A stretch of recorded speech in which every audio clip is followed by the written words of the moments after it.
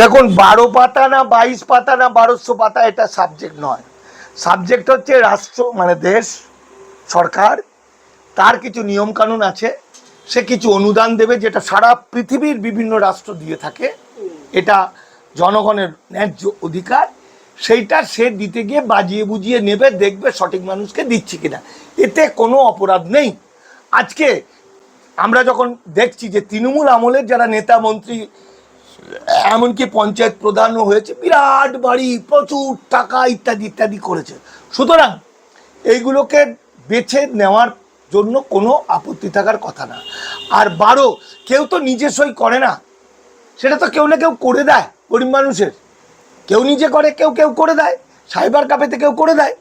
ফলত 12 পাতা নাকি 22 পাতা সেটা বিষয় না, বিষয় হচ্ছে এই বিষয়টা কি। অর্থাৎ সত্যিই কি লক্ষ্মীর ভাণ্ডারে তো প্রত্যেকে মহিলারা 1500 করে পেত, এখানে কি 3000 টাকা পাবে? হ্যাঁ, গল্পটা বুঝতে হবে।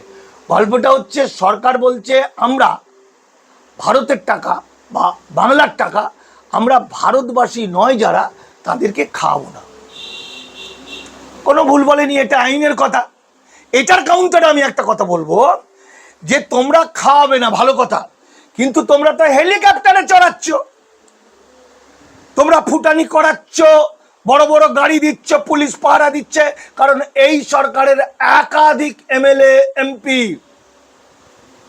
বিজেপির মন্ত্রী ইল্লিগাল মাইগ্রেন্ট, অবৈধ অনুপ্রবেশকারী, তাদের তো দিচ্ছে।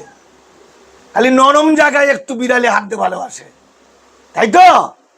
ফলে আমি সেই কথাটা বাদ দিলাম, আমি চলে যাচ্ছি যে এই যে 12 পাতার যে ডকুমেন্ট, কি সুন্দর সুন্দর গান তৈরি করেছে, গ্রামের ছেলেমেয়েরা কত সুন্দর নাটক করে ব্যঙ্গ করছে, লোক সংস্কৃতির মধ্যে এগুলো উঠে আসছে, এটা একটা দিক, শুনতে ভালো লাগছে। কিন্তু বাস্তবে কি?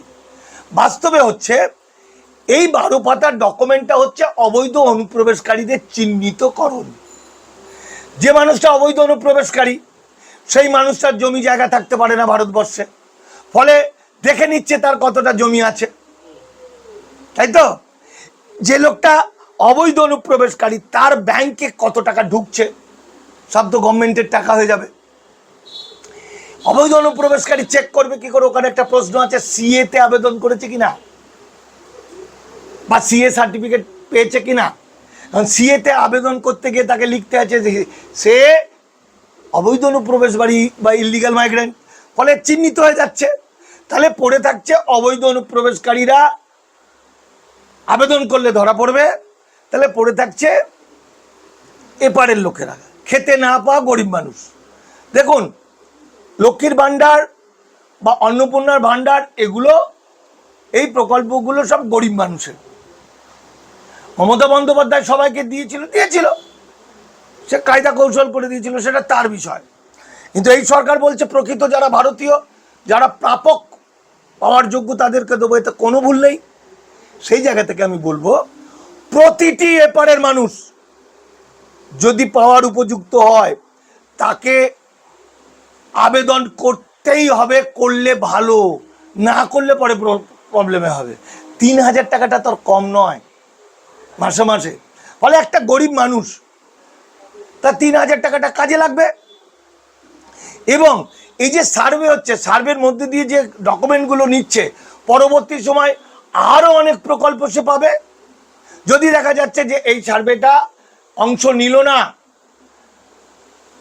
এই ভুল বোঝাবুঝিতে নিল না, তাহলে কি হবে? গভর্নমেন্ট পরে বলতে পারে তোদের কিছুই দেবো না, গভর্নমেন্ট তাদের সন্দেহ করতে পারে। কিন্তু ভয়টা কোথায়? নো ভয়, কোনো ভয় নেই। কেন ভয় নেই?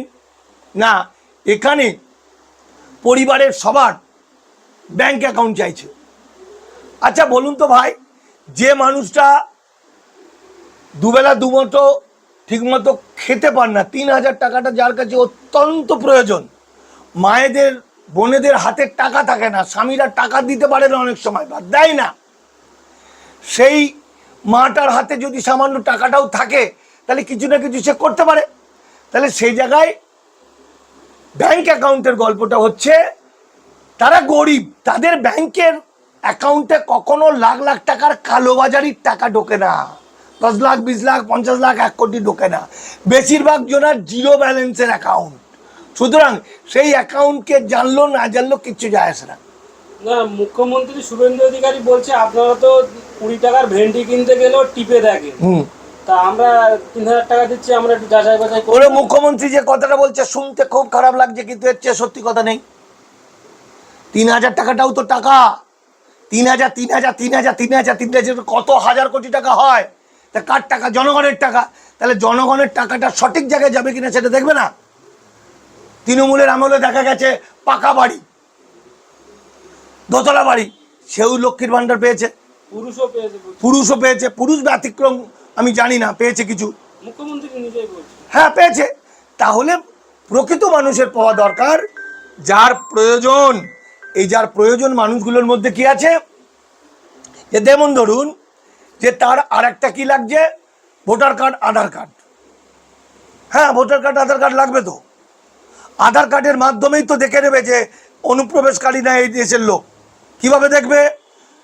ধরুন বাংলাদেশ থেকে কেউ মা বাবা ছেলে পিলে এসছে, বা ছেলের আগে এসছে, তাহলে ছেলের আগে ভোটার কার্ড আধার কার্ড তৈরি হবে, রেশন কার্ড। পরে মা বাবা এসছে, তাহলে মা বাবার পরে হলো, বা মা বাবা ছেলে পিলে একসঙ্গে হলো।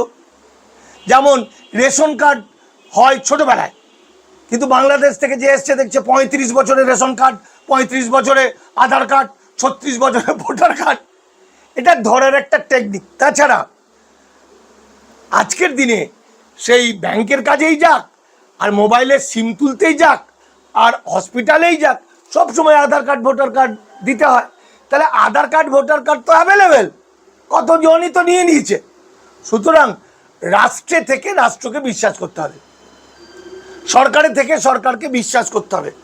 জনগণ সরকারকে বিশ্বাস করবে, সরকার জনগণের প্রতি অন্যায় করলে প্রতিবাদ করবে, এটা সংবিধান বলছে। ফলে লক্ষ্মীর ভাণ্ডার, আমি মানিক ফকির,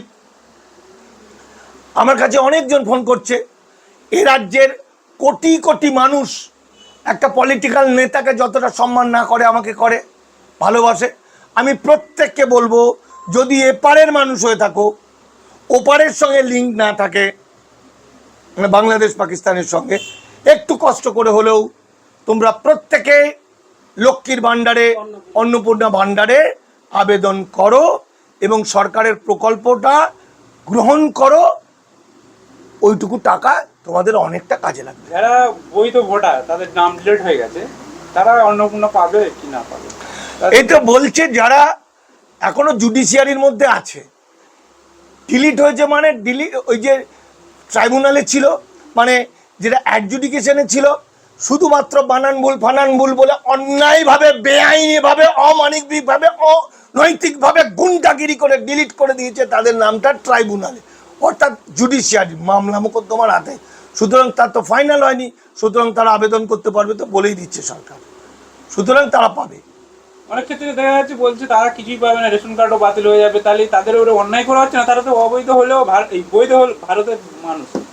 দেখুন, রেশন কার্ডের কথা বলছে যাদের ডিলিট হয়ে গেছে একদম প্রথম দিকে, এই প্রথম দিকে ডিলিট হয়ে যাওয়া মানুষগুলোকে ধরে নিচ্ছে, এমন একটা সিস্টেম করেছিল যে তারা হয় মারা গেছে। হ্যাঁ, আমরা বসিরহাটে কাজ করে দেখছি 400টা লোক মারা গেছে, 400 লোক দায়ী দায়ী করে নাচছে, সেটা আলাদা জিনিস। কিন্তু যারা ডিলিট হয়ে গেছে তারা কিন্তু অনেকটা প্রবলেমের মধ্যে আছে। আমি বলবো এই মুহূর্তে তাড়াহুড়ো না করে কাগজপত্র রেডি করে তাদেরকে হাইকোর্টে রিট ফাইল করে তারা নাগরিকত্ব প্রমাণ করতে পারবে, কারণ তারা ডিলিট হয়েছে নির্বাচন কমিশনের প্রক্রিয়ার মধ্যে দিয়ে, বিচার ব্যবস্থার মধ্যে দিয়ে নয়। সুতরাং নির্বাচন কমিশন এবং কোর্ট দুটো আলাদা জিনিস। কোর্টে গেলে তাদেরকে সোশ্যাল, এই যে আমাদের মতো সোশ্যাল ওয়ার্কাররা, আপনাদের মতো লোকেরা সহযোগিতা করবে, তারা সবাই নাম উঠবে, যখন নাম উঠবে তখন তারা আবার